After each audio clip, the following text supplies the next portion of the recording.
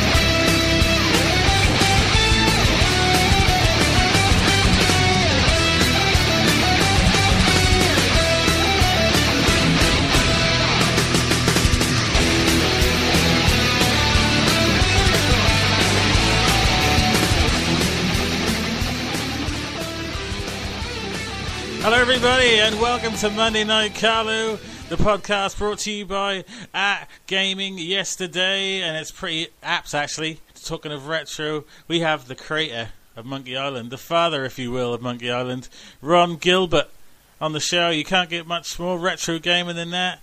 One of my favourite games of all time.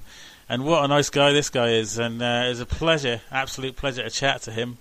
So we're going to start off the podcast with a little bit of something different. What we're going to do is show you some of the classic funny moments from the recently released Monkey Island 2 Special Edition, just to refreshify your memory and show you exactly just how funny Monkey Island can be.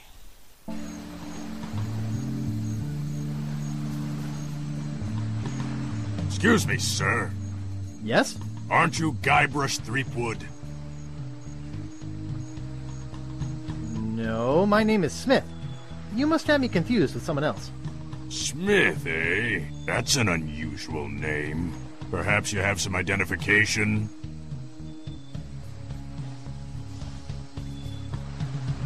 Why, yes, Good heavens! My wallet's been stolen!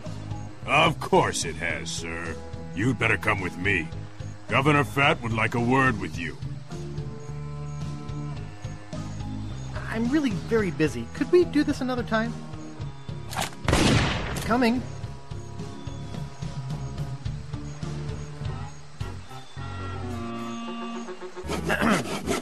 Yeah? How much wood could a woodchuck chuck if a woodchuck could chuck wood? A woodchuck could chuck no amount of wood since a woodchuck can't chuck wood. But if a woodchuck could chuck and would chuck some amount of wood, what amount of wood would a woodchuck chuck? Even if a woodchuck could chuck wood, and even if a woodchuck would chuck wood, should a woodchuck chuck wood? A woodchuck should chuck if a woodchuck could chuck wood, as long as a woodchuck would chuck wood. Oh, shut up. How much wood would a woodchuck chuck if it... 5 cords. This is creepy feeling.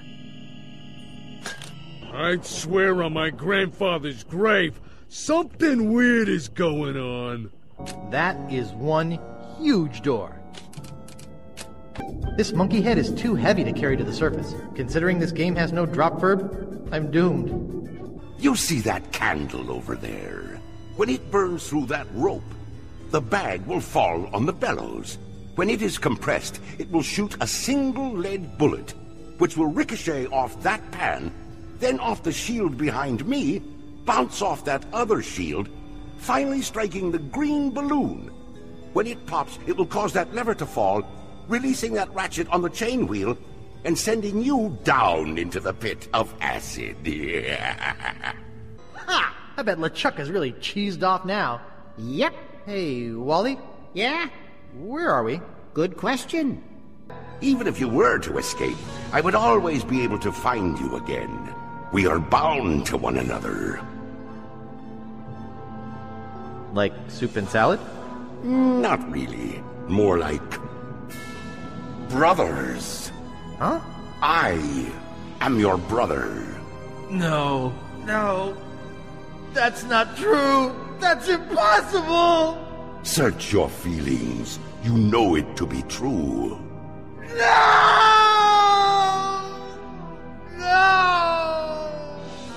And I brought a little surprise for you.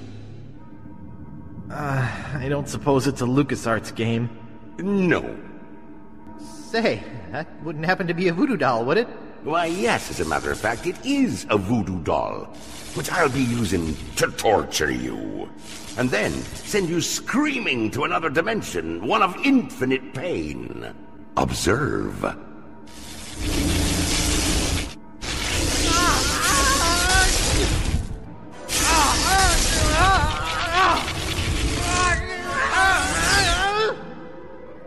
At last, I'm rid of that pesky little wimp Guybrush. Hey, I'm alive. Oops.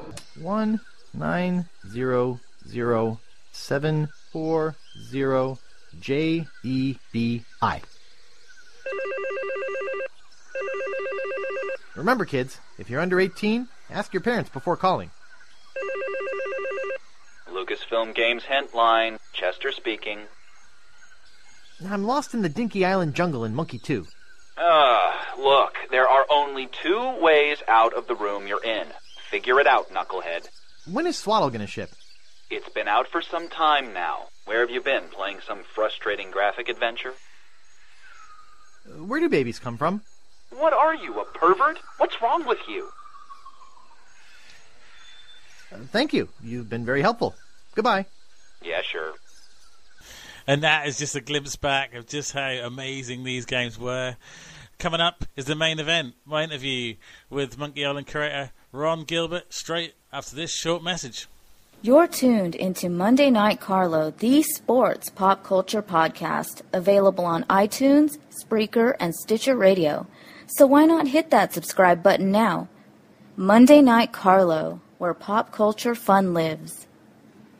It is indeed where pop culture fun lives, and speaking of pop culture fun, that's exactly what we're now going to have. As promised, here it is, my interview with the one and only Mr. Ron Gilbert. Okay, everybody, welcome to Monday Night Carlo. It's my privilege to bring to you the co-creator of Maniac Mansion, the sole creator of Monkey Island, and basically one of my childhood heroes is Mr. Ron Gilbert. Ron, welcome to Monday Night Carlo. How are you, sir? I'm doing good. How are you?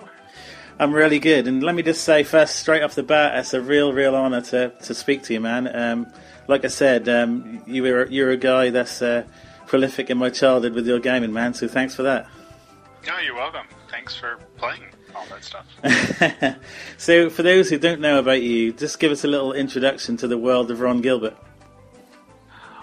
Well, I think, as you've already mentioned, my name is Ron Gilbert, and I like to design games. I did the first game that I guess I truly designed was Maniac Mansion, which I did with Gary Winnick back in, 1987, I think. And then I went on to design and create Monkey Island and Monkey Island 2, and then I started a company called Humongous Entertainment where we made a whole lot of adventure games for kids, and I've also done casual games. I did a PC, Xbox, PlayStation game called The Cave recently. Yes. I've done Scurvy Scallywags, which is a game that's available on iOS and Android. So yeah, I've done a lot of stuff. I guess I like making games. I think that's what you can pull from this. So how did you first get your very first start in gaming? I got my first start in gaming, I guess I was back when I was in high school, or maybe I just started college. I built this kind of language on the Commodore 64 called Graphics Basic. Right. And it extended the basic language, because the Commodore was a really great computer, but the basic language that came with it it had no ability to actually do any of those really cool graphics, right? You had to, use peeks and pokes and do all this stuff to get anything to show up graphically on the screen. So I hacked into the ROMs and I figured out how the BASIC interpreter was working. And so I wrote this thing called Graphics Basic that extended the BASIC language and added all these new commands for doing sprites and sound and drawing graphics. And so I built this thing, and then I sent it off to this company and, said, hey, do you want to publish this? And they got back to me and said, yeah, we really do want to publish it. And then 2 weeks later, they said, yeah, how would you like a job? So I basically quit college that day and moved to California, and that was kind of my introduction into the gaming biz. That is very cool. So let's talk LucasArts. I mean, how did that begin for you? Well, LucasArts, I had worked at this company. It was called Human Engineered Software, and I worked there for 6 months, and they went out of business. They went bankrupt, and they laid everyone off. So I got laid off, and I kind of moved back home with my parents, who was back in Oregon, and I was going, I should probably go back to college, because I'd finished 3 years, right? So I only had 1 more year to go. So it's all right, I'm going to go back to college. And so I moved home, and then one day I got this phone call out of the blue from somebody at Lucasfilm Games, because they were looking for a Commodore 64 programmer, and they knew somebody that had worked at this Human Engineered Software, and they had mentioned me, so they just kind of called me out of the blue and said, we're looking for a Commodore 64 programmer. And at that point, I didn't even know that Lucasfilm made games. I thought Lucasfilms was the Star Wars and Indiana Jones company.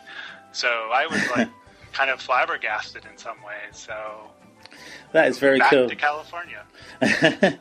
So obviously we need to talk Monkey Island. That's one of the greatest point and clicks that I've played, still to this very day, I think. But how did that all come about? Where did the concept come from for Monkey Island, Ron?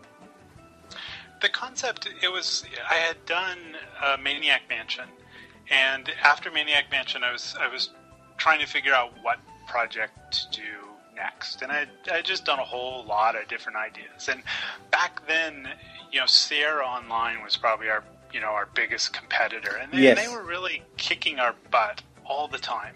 They were literally selling 10 times as many copies, as Maniac Mansion. And it was very frustrating, for us. And so I kind of, I said, well, I kind of want to do a game that, does really well. And, I think back then, really, honestly, just like today, fantasy was really popular. And, King's Quest was really popular, but I really don't like fantasy, right? I didn't want to do a fantasy game. Right. And so I kept kind of thinking about, well, what are other themes that share a lot in common with fantasy but aren't actually fantasy? And that's where I really started to think about pirates. Because pirates shared a lot in common with fantasy. Yes. And so then the whole pirate thing really started from there. And then I kind of took a break, and I went and I worked on the Indiana Jones and the Last Crusade adventure game. So that kind of took a year. So I took about a year off from thinking about, Monkey Island. I went and I worked on that game with, Noah and David Fox. And then when that game was over, I went back and then kind of continued the Monkey Island stuff. Guybrush Threepwood, the character, does he come from any other character, like TV-wise, or? Well, I think he's probably most influenced by the main character in the book on Stranger Tides. Right. Because that was a book that I had read, when I was really formulating, what Monkey Island was. And it was very influential for me because that book had a lot of, it was about pirates, but it had a lot of, voodoo magic in it. Which is really, where all of the voodoo stuff in Monkey Island came from. But the character, the main character in that, he wasn't kind of as, as bumbling as Guybrush was. But he is a little bit, influenced by that character a little bit. I think, to me, the important thing about Guybrush was that he didn't know how to be a pirate. I wanted him as a main character to be on the same level as the player, right? The player didn't know how to be a pirate either, and so rather than having the player play this character that was already a famous pirate and should already know how to be a pirate. I kind of wanted the player and the character they were playing to be as, lost at the same level when the game started. And that kind of really influenced, who Guybrush really is. So the obviously before the talkie versions, there was the non-talkies, but how did you kind of fit the voice to the character? Because we know Dominic Armato is obviously Guybrush, but how did you fit Dominic to Guybrush? Well, I really didn't have anything to do with that, because they didn't do the voice stuff until later, after I was gone. So, and back when, Monkey Island 1 and 2 were being made, voice was just not something that was a realistic option. Yeah. And so I didn't really have a voice in my head for what Guybrush would sound like. I never paired him with an actor and said, he should sound like this actor or that actor. So, I don't know. Man, I wasn't there when they cast all those characters for the very first time, so I don't know what the process that they went through was. What is the deal with the rubber chicken and the pulley in the middle? Well, the deal with that, I think it's a great example of just the creative process in a way. There was this puzzle. You just how to get from one place to another, how to cross that water, and it just kind of came out of these just weird brainstorm meetings where people are just throwing ideas out. And I don't remember, it wasn't me, but I don't remember exactly who came up with the pulley in the middle thing. And, it was either Dave or Tim, or it might have been someone else. But I don't remember exactly who came up with it. But it was just this kind of weird, stupid idea that somebody threw out there. And then it just immediately said, oh, well, that's stupid. And then you think about it and go, well, maybe it's not that stupid. Or maybe it's so stupid that it actually works. I mean, that's one of the... That's part of what, the whole creative process is about, right? It's about stupid ideas that are so stupid they work. What do you think, Ron, is the key to creating a game that people want to play? Oh, I have no idea. I really have no idea. I have no idea what the key to that stuff is. It's on some levels it's hit and miss, right? I mean, you can build a game that everybody loves, and your next game nobody loves, and you kind of look at them and scratch your head, and you don't know why, but you just keep doing it again. So I don't know. I'm sure Shakespeare wrote some really shitty plays. So, did you ever kind of figure that Monkey Island would be as big as it is today? No, not at all. And it really didn't start out that big. People often ask, well, why did you leave Lucasfilm? How could you leave Lucasfilm when you had this huge hit on your hands? And the answer is, I didn't have a huge hit on my hands. The game came out and it got good reviews, but didn't get fabulous reviews. It wasn't selling particularly well. I mean, it was selling well, but it still wasn't doing numbers that Sierra was doing with their games. So I don't think it really was a huge hit. I mean, definitely people liked it, and that was obvious. But I think it was probably many years later that it really gained this kind of cult status that it has now. How do you feel about kind of being the father of all things Monkey Island, though? I mean, you must be the guy that everybody wants to speak to when it comes to it. Yeah, I mean, it's definitely fun. I mean, it's nice to have built something that so many people really like. Yeah. And I think that's fun. And I think that anybody who creates something that says that isn't fun, to have people tell them how much they love something they did is, lying to themselves or other people. So yeah, no, it's really great, and it's wonderful to have created something that so many people like. So if you could go back and make one change to the Scum, what would it be? Out to the engine? Yes. Oh, it's been so long since I've thought about that. I thought I'd throw you out, but that was a fan question that I had come in, and I wondered what your answer would be. I don't know that there's like a fundamental change I would make to it, right? I mean, there's lots of little like annoying technical things, like, you know, we could only have like 256 variables, and right. You know, that was kind of frustrating, right? But that was, I mean, that was more of a technical limitation of the hardware at the time, and you know, I would definitely, you know, like to be able to change, you know, little things like that, but just in terms of like an overall design change, I don't really know that there is. I mean, I've built other you know, gaming engines since then. Yes. And they have followed a very similar structure to Scum. They have been a little more general purpose engines, where Scum really did only one thing well, and that was build adventure games. Right. But I think that was also its strength, is it didn't try to be a general purpose gaming engine. It was for making point-and-click adventure games. So what was the last game that you played that you weren't involved in? Oh, the last game that I played that I was not involved in. Well, you know, I play a lot of games. I think most of the games I play these days are like on my phone, just because that's kind of where I do most of my gaming. Yeah, it's kind of convenient as well. Yeah, I mean, it's gaming of opportunity. You know, it's rare that I sit down and I go, okay, now I'm going to game, right? And then turn on the console or boot up something on the computer. So it's really just playing, you know, it's just playing a lot of games on the mobile phone. I was playing a game called Traps. Right. It came out on iOS. That was a lot of fun. I was having a lot of fun playing that. You know, I mean, I played it for, you know, several hours or so, and then it's like I go on to the next one. So I consume mobile games more like they're candy rather than they're like a fine meal. I think the game that I probably got into the most recently was probably Hearthstone. Right. I've heard you're a bit of a Warcraft fan as well. Yeah, no, I played Warcraft for probably almost 6 years straight. I mean, I was in a fairly hardcore raiding guild, right? So, you know, I had little appointments in my day planner for, you know, log on for my raid 3 nights a week. So, yeah, no, I played a lot of Warcraft.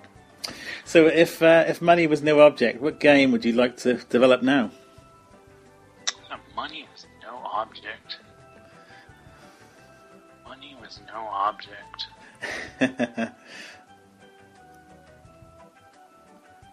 You know, I think money. I know this is not going to answer your question. Okay. But I think money being no object, it gets people in trouble. Right. More than it helps, because I do believe that limitations are a good thing. Yes. I think when people have no limitations, they often just go off and make garbage because they don't have any limitations. There's nothing to constrain them and nothing to hold them back. And so they often don't make those hard decisions that, you know, that they need to make about stuff. So, I mean, I think if somebody gave me unlimited money to make a game, I'd probably just go screw it up. So I think it's good to actually, you know, have this more set, realistic, you know, amount of money to do something with. But I know that does not answer your question. That's like okay. A complete non-answer. It sounds like, you know, I'm being a politician now for that kind of answer. But you know, there's just a lot of different games that I like. I mean, I'd really like to build a true kind of RPG. You know, right. in more of the old style, more like, you know, the like original Ultima type RPGs and stuff like that. You know, those real, yeah, you know, or maybe the old Zelda type style RPGs. I mean, that's something that I've always wanted to build is something like that. I mean, Deathspank was a little bit of that. And, you know, that was fun with. I mean, even Scurvy Scallywags, right? It's a, you know, match 3 game on mobile. I mean, there's a bunch of RPG stuff in there just because I really kind of enjoy that. So that's one game that I would like to do. I would like to kind of go do another point-and-click adventure, but yeah, it would really. It's like I don't want to just, you know, I don't want to just go make a point-and-click adventure that's like, oh, I'm going to modernize point-and-click adventures, or I'm going to go do something like this. It's like I almost feel like if I make a point-and-click venture, it's got to be something that's more faithful Yes. to the old 2D point and click adventures, and that's a hard sell. That's real. Even a hard sell internally, right? It's not just a hard sell and trying to get somebody to give me money to do it. It's a hard sell internally about is that a kind of game that anyone would really want anymore? I think maybe like the point and click genre is kind of getting a resurgence, because I know they've made a new Broken Sword game and other games like that. So do you think maybe that'll come back as popular as it was? I don't know. It's a good question. I mean, does the point and click genre, is it too steeped in nostalgia? Yes. Is it the kind of thing that in some ways it's like black and white movies, right? I mean, you can go and you can watch an old classic black and white movie, Casablanca or Citizen Kane or something, and you go, wow, this is amazing. But if anybody actually made a black and white movie today that really followed the same sensibilities as old classic games, would they be successful? Or has moviegoers kind of their cinematic language just progressed so much that you can watch those old movies in a historical perspective and really respect them and like them, but you really couldn't do them. You couldn't still make them. So I wonder that a little bit about 2D point and click adventures. I've never thought of it that way, but that's actually a really cool way of putting it. What are your thoughts on Disney's acquisition of Lucasfilm? I guess my only thought is that I wish I could get Monkey Island back. Yes. I know that that's possible. I mean, I don't think that was possible before the acquisition, and I don't think since the acquisition, I don't know that makes. I don't think it makes it any easier. I don't think it makes it any harder, but it certainly doesn't. It doesn't help that situation. Does Disney own all the rights to Monkey Island? Is there any kind of return for Guybrush at all, or can you not do that? Well, I mean, they own it, right? I mean, they own all the rights to it, so there's nothing that I could do with those games without basically licensing them. I see. Licensing Monkey Island from Disney, which I really don't want to do because I think any kind of license like that, it comes with so many strings that I probably ever make the game that I really wanted to make. So I don't know that it's a viable option, at some level. What are the projects that you're currently involved in, Ron? What are they? Well, I just finished Scurvy Scallywags for Android because I'd done it for iOS, and I just got done porting it to Android. Right. And so now I'm just sitting around doing a lot of prototypes. It's like I do these almost personal game jams where I spend 3 days and I just grind out a prototype and then I move on to the next one. So I'm just playing around with a whole lot of ideas. That is very cool. So for one last question, being a pop culture podcast, I want to ask you what your favorite movies are. Oh, my favorite movie. Wow. Okay, favorite movie. Favorite movie of all time. Oh, I have to say it's I think one of my favorite movies of all time is Amadeus. Right, okay. I think if I had to pick one movie that's what? This is it. I think it would be Amadeus. I think the most influential movie in my life is probably Star Wars, but I think that's just because, I kind of grew up with it, and that movie came out at kind of the right time for me, and it just influenced so much about me and creatively and my interests and all those things. It's been a real honor, Ron, to speak to you. Thanks a lot. I'd just like to say thank you from the bottom of my heart, for not only for creating Monkey Island, but for coming on the show today. So thank you. Yeah, no, it's my pleasure. Thanks for having me.